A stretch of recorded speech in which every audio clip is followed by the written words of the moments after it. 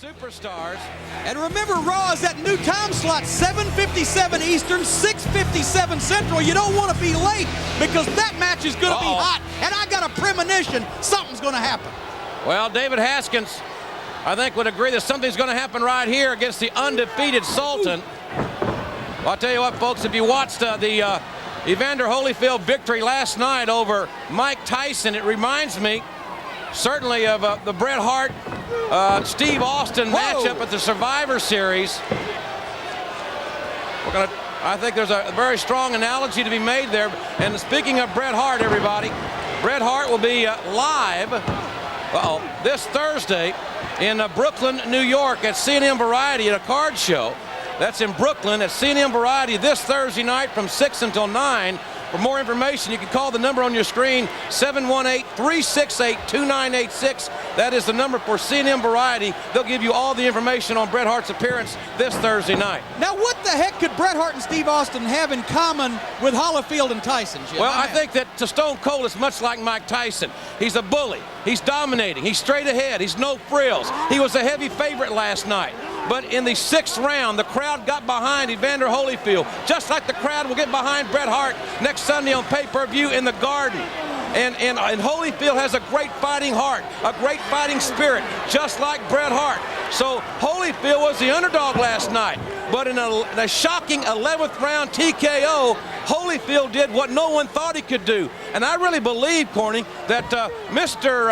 Bret Hart is the underdog coming into the Garden. After a 6-month layoff, how could he be at the top of his game? Well, I got news for you. Steve Austin is like Mike Tyson, except he hits harder and he's meaner, and he ain't going to let it go long enough for Bret Hart to get the advantage.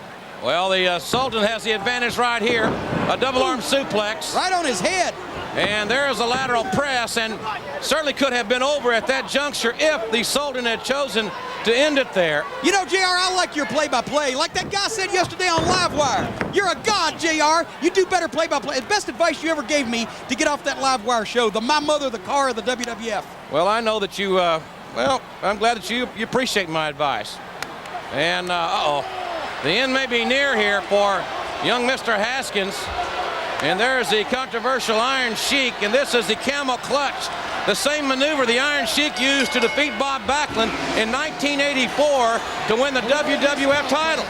Well, he taught it to him well, because the Sultan is on his way to more championships, and he's going to be on Billy Gunn's team in the free-for-all at the Survivor Series. Everybody in the WWF choosing sides. I got to wonder what Iron Sheik's training methods are with the Sultan. I've heard some rumors about the way that they discipline him. I don't even want to talk about that.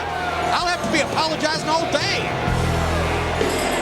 The Sultan remaining undefeated here will be on the free-for-all next Sunday, 30 minutes prior to the Survivor Series. Of course, the Survivor Series on pay-per-view.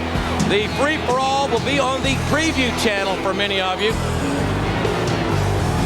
Brother, it's going to be a great night.